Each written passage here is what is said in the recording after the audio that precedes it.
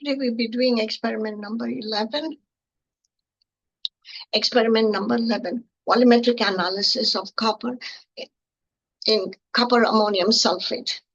This is a volumetric titration. Volumetric titrations are used in order to determine the amount of an unknown substance present in a sample by titrating it with a known standard sample. In this particular reaction, copper in the form of copper ammonium sulfate is taken. It is dissolved in water. Excess of potassium iodide is added. The solution turns yellow due to the formation of brown copper iodide solution, a solid, and the triiodide ion. The triiodide ion formed is titrated with 0.1 molar sodium thiosulfate.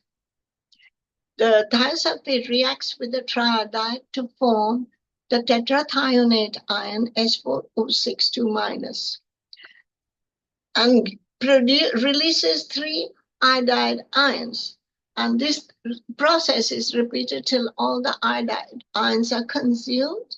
And then when you add starch indicator, the blue color's complex of starch iodide is formed, and then continue with the titration with sodium thiosulfate till the blue turns to clear.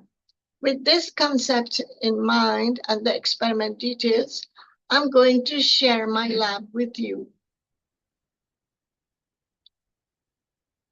Here it is. I'm going to share it. Now, as usual, go to the file, open the new one, get to the copper analysis.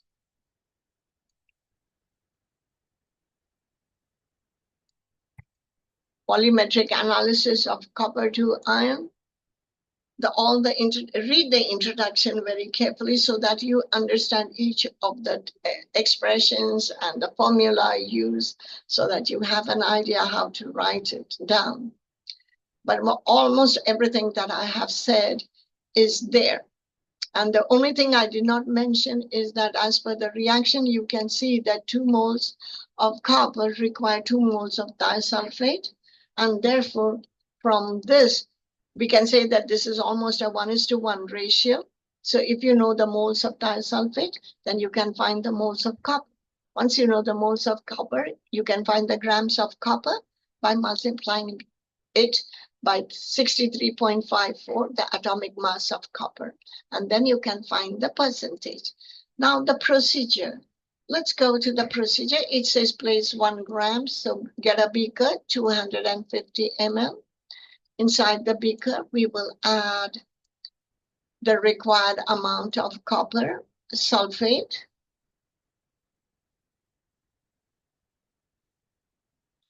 I'm adding something different just to make sure that y'all can see the color change.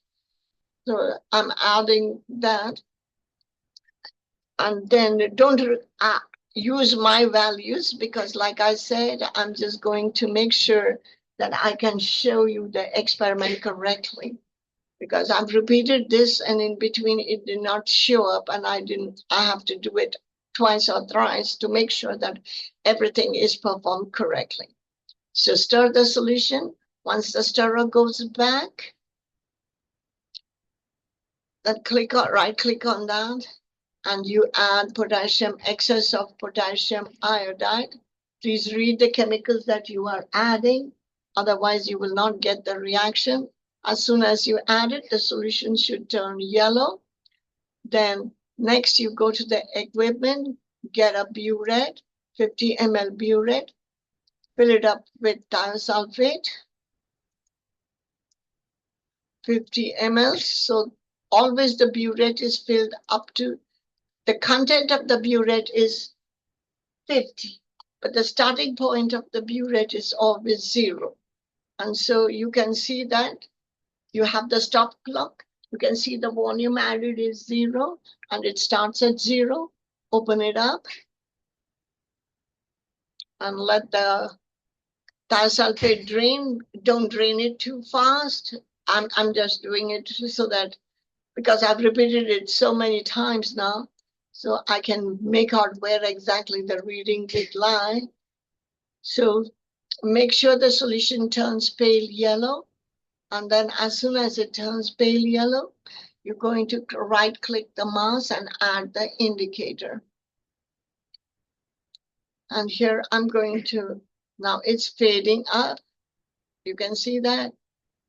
I'm going to add the indicator.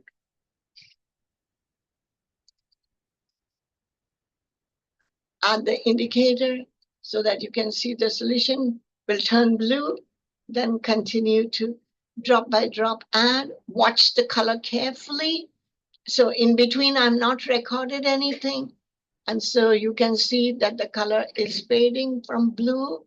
And as soon as it becomes clear, you stop it. And so my start value is 0. Start value is 0.00. My end value is 40.90. 40.90. And so now I can add these to the observation table. The initial burette reading is 0.00 ml. The final burette reading is 40.90. And so then from that, the volume of thiosulfate added is subtract the final volume, take away the initial volume, and you get it converted to liters, multiply the liters by the molarity of sodium thiosulfate used, which is 0.1. And then remember that the moles of thiosulfate is equal to the moles of copper. So you get the moles of copper, multiply the moles of copper by 63.54, the atomic mass of copper. You get the grams of copper, and from there you can get the percentage of copper.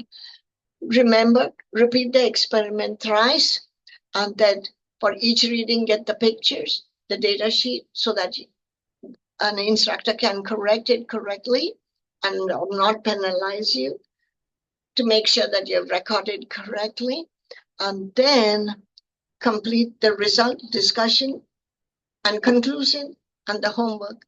And after that, you can finish your experiment and submit it.